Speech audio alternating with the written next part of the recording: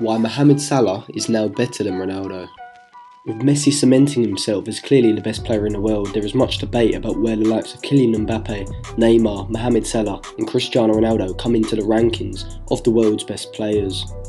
Most still consider Cristiano Ronaldo the second best player in the world, but the Portuguese superstar's powers have been fading, and now in my opinion it is clear that the likes of Neymar, Mbappe and now Mohamed Salah have overtaken him. To me, Mbappe and Messi are out clear on their own, as a young Frenchman is now clearly the second best player in the world. Neymar to me is third, and surprisingly to many, I would put Salah ahead of Ronaldo at fourth.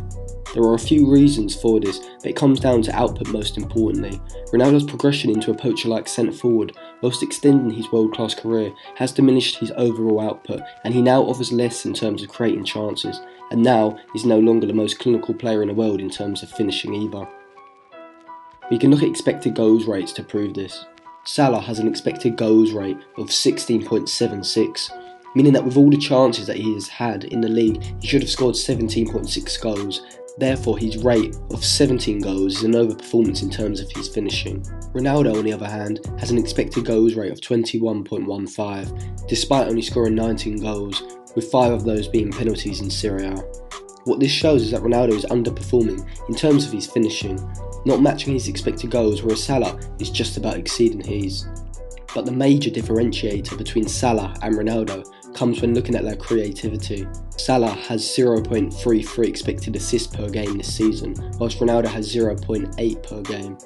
Salah's expected assists last season was 0.25, showing that the Egyptian has improved significantly and is now a greater threat in terms of creating chances than he was last season. Ronaldo has slightly fallen off in this regard. Last season, he had an expected assist rate of 0.22 per game. This season, that has dropped by 0.04 per game. This demonstrates Ronaldo's further transition into a pure goal-scoring striker, as he takes up more central position and holds his position rather than drifting wide and deeper to get on the ball and create chances.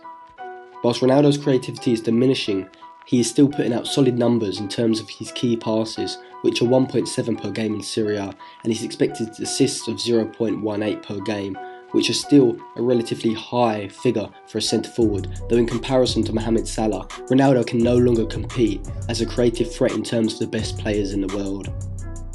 Whilst the claim will be that Ronaldo has proved his worth over the last 10 years, whereas Salah has only been the conversation for the last year and a half, I would say that this is irrelevant in terms of who is the best now. Salah's numbers and performances show that his overall output in terms of goals and creating chances is much higher than Ronaldo's, who is still excelling but in a more limited role than before.